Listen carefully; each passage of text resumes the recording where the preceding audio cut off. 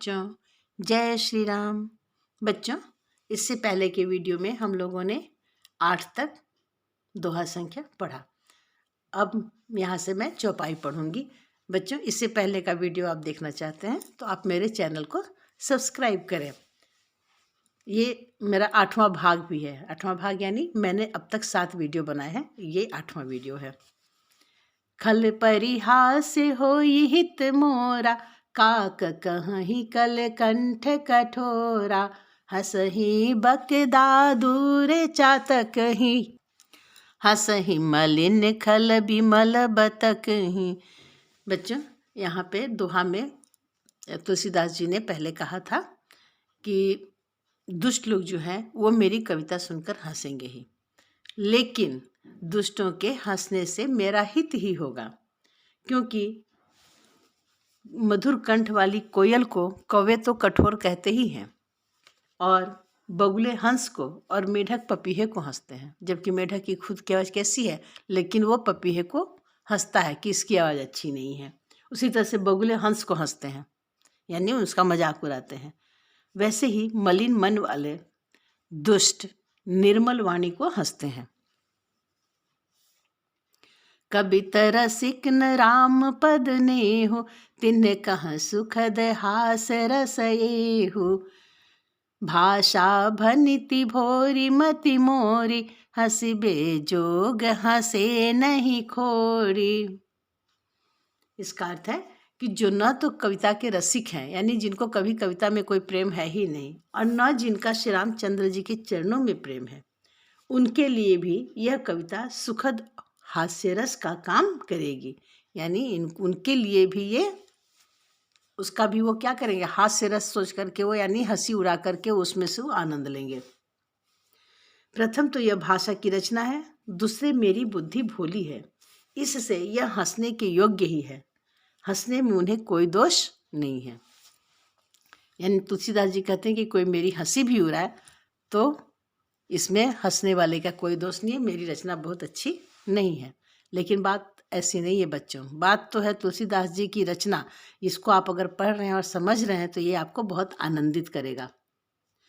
प्रभु पद प्रीति न सामुझिनी की, तिन्हि कथा सुनी लाग ही फीकी। हरि हर पद रति मति न कुतर की, तिन्ह कहूँ मधुर कथा रघुबर की। इसमें तुलसीदास जी कहते हैं कि जिन्हें न तो प्रभु के चरणों में प्रेम है और न अच्छी समझ ही है, उनको यह कथा सुनने में फीकी लगेगी। जो कविता को समझता है, उसके भाव को समझता है, तब कविता पढ़ने में आनंद आता है।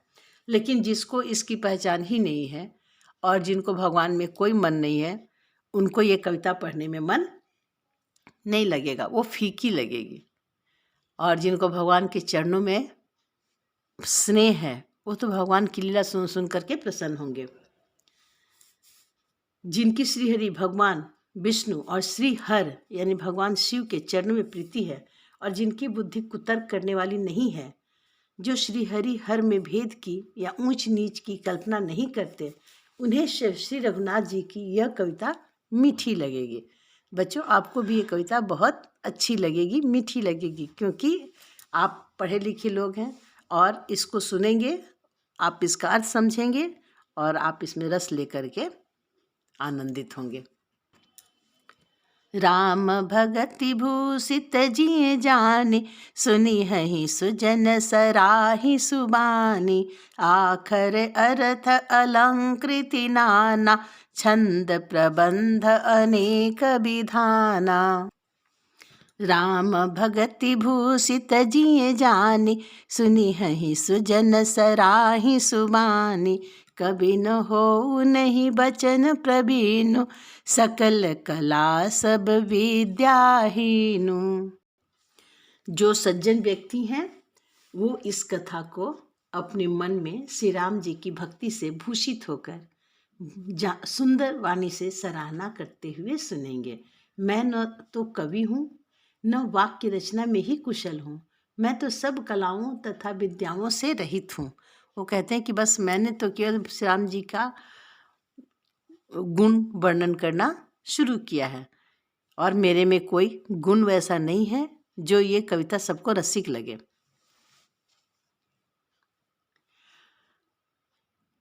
आखर अर्थ अलंकृत नाना, छंद प्रबंध अनेक विधाना, भाव भेद रस भेद अपारा, कबित दोष गुण विविध प्रकारा।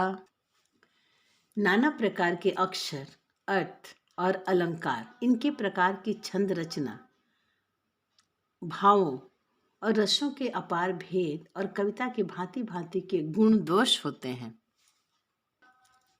कबित विवेक एक नहीं मोरे, सत्य कहूँ लिखी कागद कोरे, भनिति मोरी सब गुण रहित, विश्व विदित गुण एक, सो विचारी सुनी है सुमति, जिनके विमल विवेक, सियावर रामचंद्र की जय। तुलसीदास जी बहुत ही नम्र हैं। वो क्या कहते हैं, थोड़ा भी उनको घमंड नहीं हो रहा है कि मैंने इतनी बड़ी रचना लिखने की करने की कोशिश की है, बल्कि वो नम्रता में क्या कहते हैं कि इनमें से काव्य संबंधी एक भी बात का ज्ञान मुझ में नहीं है। यह मैं कोरे कागज पर लिखकर सत्य सत्य कहता हूँ, यानी शपथ पूर्वक देता हूँ कि मुझ में कविता लिखने का कोई गुण नहीं है। मेरी रचना सब गुणों से रहित है। इसमें बस जगत प्रसिद्ध एक गुण है, उसे विचार कर अच्छी बुद्धि वाले पुरुष जिनके निर्मल ज्ञान है इसको सुने। यही मह रघुपति नाम उदारा, अति पावन पुराण श्रुति सारा, मंगल भवन अमंगल हारे, उमा सहित जेहि जपत पुरारे। इसमें खास क्या है कि इसमें श्री रघुनाथ जी का आदर सहित नाम लिया गया है और इनका पूरा वर्णन किया गया है। इसमें श्री रघुनाथ जी का उदार नाम है जो अत्यंत पवित्र है, वेद पुराणों का सार है, कल्याण का भवन है और अमंगलों को हरने वाला है, जिसे पार्वती जी सहित भगवान शिव जी सदा जाप करते रहते हैं, यानी जपा करते हैं। भगवान शिव भी जिसका हमेशा स्मरण करते रहते हैं, जिसकी हमेशा वंदना करते हैं, वो भगवान श्री राम का इस रचना में वर्णन किया गया है। भनिति विचित्र सुख विकृत जो, राम नाम बिनु सोहन सो, विधु बदनी सब भांति संवारी, सोहन बसन बिना बर नारी। वे कहते हैं कि कितनी भी अच्छी कविता हो, अगर उसमें भगवान राम का नाम नहीं है तो वो रचना शोभा नहीं पाती है। जो अच्छे कवि के द्वारा रची हुई बड़ी अनूठी कविता भी है, वह भी राम नाम के बिना शोभा नहीं पाती है। जैसे चंद्रमा के समान मुख वाली सुंदर स्त्री, यानी कोई स्त्री बहुत सुंदर हो लेकिन वो सज धज कर तैयार होती है, पूरे अच्छे से अगर वस्त्र पहनी रहती है तो अच्छी लगती है, लेकिन बिना वस्त्र की नारी कभी अच्छी नहीं लगती है। उसी तरह से राम जी के नाम के बिना कोई कविता अच्छी नहीं लगती है।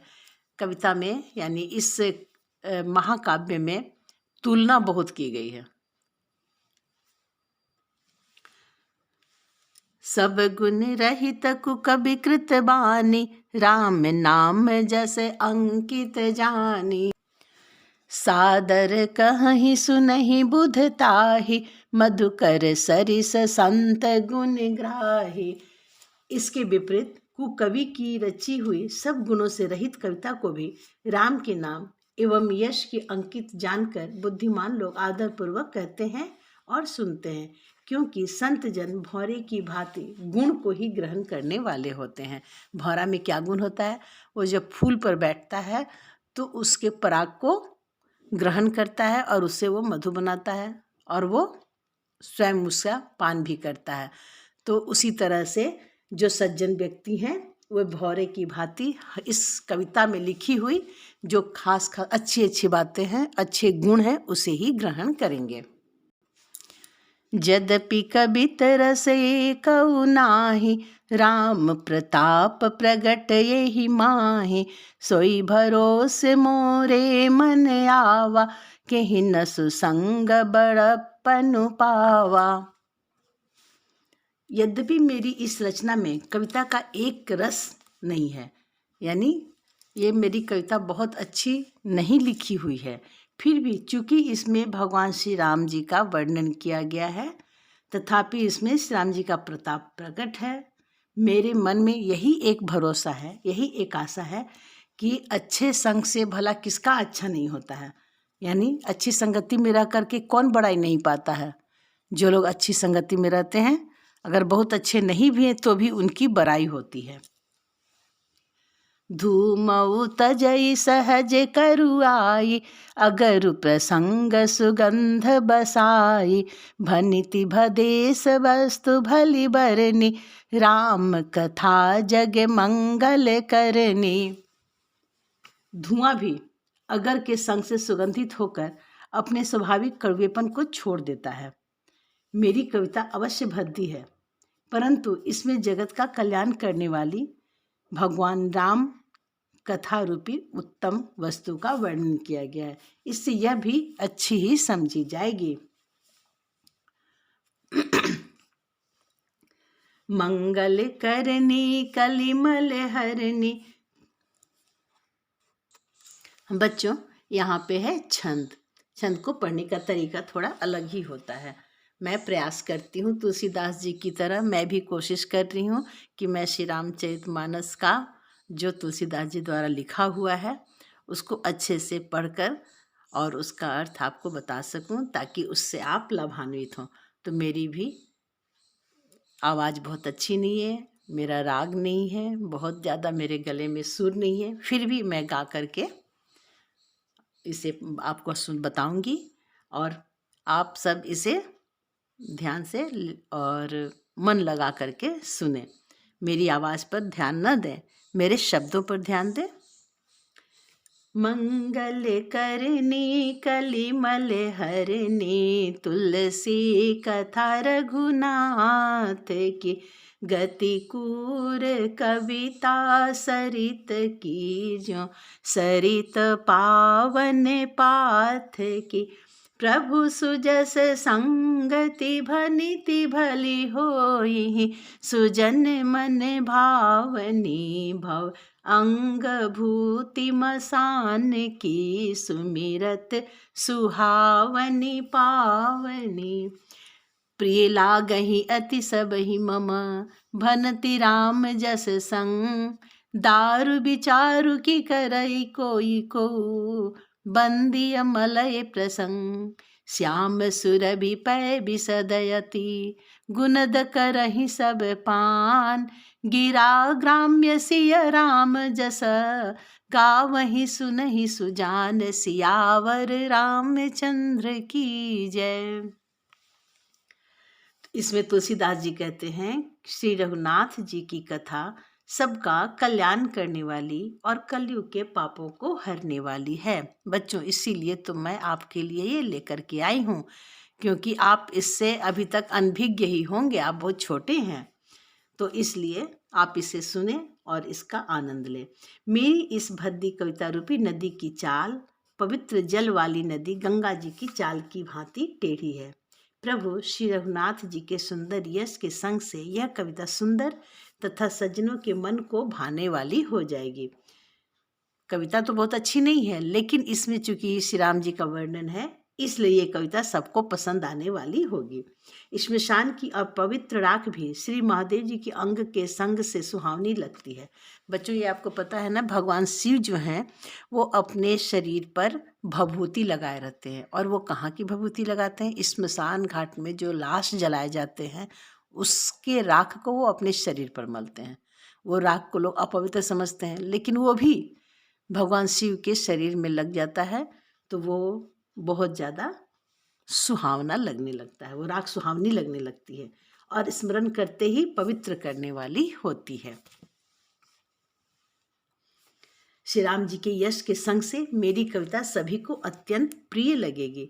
जैसे मलय पर्वत के संग से काष्ठ मात्र चंदन बनकर बंदनीय हो जाता है। अब ये मलय क्या है? मलय पर्वत है ना, मलयागिरी नाम है, यानी गिरी का अर्थ होता है पहाड़। तो मलयगिरी जो है उसमें चंदन का बाग है। चंदन आप लोग घस करके उस पे लगाते हैं ना भगवान को, तो उससे सुगंध आती है। तो जिस पहाड़ पर पूरा चंदन का वृक्ष ही हो, ढेर सारे वृक्ष हों, वो लकड़ी के जैसा है लेकिन वो जो चंदन का है फिर भी क्या है, उसमें सुगंध है, क्योंकि मलयगिरी के संपर्क में रह करके चंदन भी हमेशा वंदनीय हो जाता है और भगवान के मस्तक पर शोभा पाता है। उसमें कितनी खुशबू है। एक छोटी सी लकड़ी लो और उसको घिसो, घिसने से देखो उसमें से जो सुगंध आती है, बहुत अच्छी सुगंध आती है, पूरे जगह को वो खुशबू से भर देती है। तो ये गुण उसमें कैसे आ गया? ये मलयगिरी के संग का, संगति का प्रभाव है। फिर क्या कोई काठ की तुच्छता का विचार करता है? क्या आप सोचते हैं कि ये तो लकड़ी है, इसको घस करके हम भगवान को क्यों चढ़ाएं? ये भावना नहीं आती है। लोग उसकी वंदना ही करते हैं और उसको घिस करके बहुत ही प्यार से भगवान को मस्तक पर लगाते हैं। और ये इसमें और एक गुण है कि चंदन घिस कर करके अगर माथे पर लेप करो तो सिर दर्द खत्म होता है। यही तो कारण है कि लोग, साधु संत लोग क्या करते थे, वो लोग माथे पर अपना चंदन घिस करके लगाए रहते थे, क्योंकि इससे शीतलता भी मिलती है। और एक श्यामा गाय होती है। गाय तो सांवली है लेकिन फिर भी उसका दूध सफ़ेद होता है। बच्चों, क्या दूध कभी दूसरे रंग का आपने देखा है? नहीं ना। दूध का रंग तो हमेशा सफ़ेद ही होता है, चाहे वो काली गाय की दूध हो या सफ़ेद गाय की दूध हो। तो उसी तरह से श्यामा गौ काली होने पर भी उसका दूध उज्जवल और बहुत गुणकारी होता है। यही समझकर सब लोग उसे पीते हैं। इसी तरह गंवारू भाषा में होने पर भी श्री सीताराम जी के यश को बुद्धिमान लोग बड़े चाव से गाते और सुनते हैं।